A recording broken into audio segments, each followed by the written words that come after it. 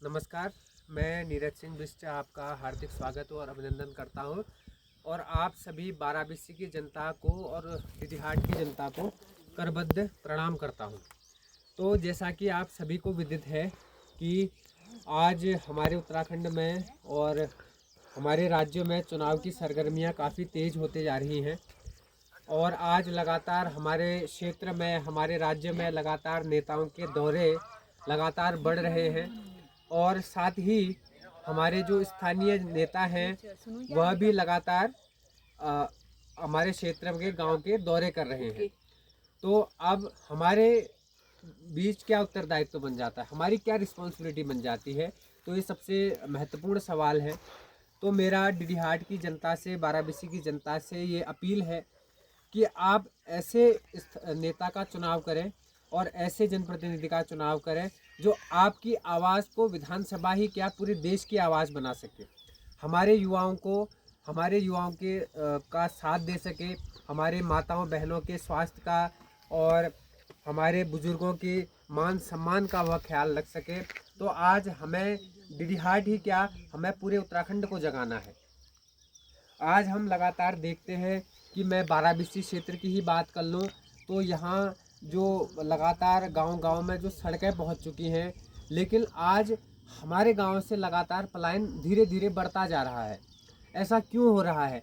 क्यों आज हमारी सरकार हमारे पहाड़ों की विधानसभा में स्वास्थ्य, शिक्षा और रोज़गार जैसी बुनियादी सुविधाएं उपलब्ध नहीं करा पा रही है? रोज़गार है भी तो वह सीमित है, लेकिन क्या हम जो हमारी जो रिस्पॉन्सिबिलिटी बनती है कि क्या हम आम जन के मन में ये भावना डाल पा रहे हैं कि आज हमारे पहाड़ में हम विकास कर सकें, पहाड़ में हम रोज़गार उत्पन्न कर सकें। जो व्यक्ति पहाड़ में रोज़गार उत्पन्न कर रहा है, क्या हम उसका साथ दे सकें।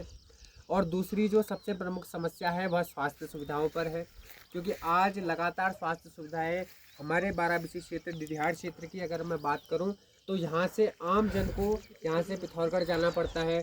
पिथौरगढ़ लंबी कतार में उसे लगना पड़ता है और जब किसी गरीब मध्यम वर्ग के परिवार को जब यहाँ से हल्द्वानी या बरेली रेफ़र किया जाता है तो वह उस व्यक्ति पर काफ़ी दिक्कतों का सामना उस व्यक्ति को करना पड़ता है। तो बीच बीच में तो कभी ऐसा हो जाता है कि आम जन की मृत्यु भी हो जाती है। और तीसरी समस्या मैं शिक्षा पर बात करूँगा कि आज बाराबंसी क्षेत्र में जो हाई क्लास एजुकेशन है उसके लिए तो बहुत अच्छी सुविधाएं हैं कि आज हमारे बुंगाछना क्षेत्र में पीजीआई कॉलेज बहुत एक अच्छी शिक्षण संस्थान के रूप में सभी युवा और युवतियों को बहुत अच्छी शिक्षा प्रदान कर रहा है।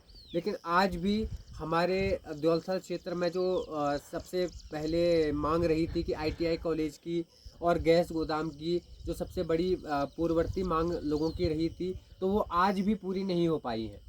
और तीसरी समस्या जो मैं सबसे ध्यान आकर्षित करना चाहूँगा वह ये करना चाहूँगा कि आपके क्षेत्र में कोई भी जनप्रतिनिधि आए, ग्राम प्रधान से लेकर विधायक से लेकर मुख्यमंत्री तक भी आपके क्षेत्र में आए, तो आप उनसे यह सवाल ज़रूर पूछें कि आपने हमारे क्षेत्र के विकास के लिए क्या किया है। तो दूसरा मैं यही अपील करना चाहूँगा कि आज हमें जागने की आवश्यकता है, क्योंकि आज जिस प्रकार हम 21वीं सदी में जी रहे हैं, तो आज हमें धीरे धीरे से अपने समग्र लोगों को आगे ले जाने की आवश्यकता है। और ऐसे युवा चेहरे आज हमारे बीच हैं जो लगातार अपने क्षेत्रों के लिए, अपने लोगों के लिए काम कर रहे हैं।